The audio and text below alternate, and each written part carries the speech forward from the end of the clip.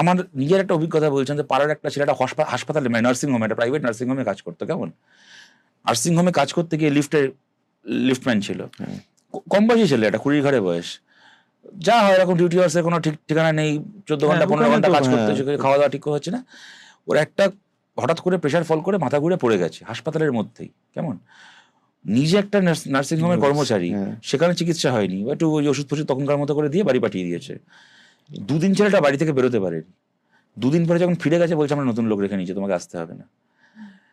আমি বলছি যে এইটা না মানে একটা গোটা জেনারেশন এটাকে না স্বাভাবিক বলে মেনে নিচ্ছে। আমরা চেষ্টা করছি এটার বিরুদ্ধে কথা বলার, কিন্তু যাতে আমরা সেই কথাটুকু বলতে না পারি, যাতে আমরা এই ছেলে মেয়েগুলোকে এইটুকু বলতে না পারি সেটাকে তোমরা মেনে নিচ্ছ নিয়তি বলে, এটা নিয়তি হওয়ার কথা ছিল না, এইটুকু বলাটা পর্যন্ত যাতে আটকানো যায়, তার জন্য হচ্ছে এত তোড়জোড়, এত আয়োজন, এত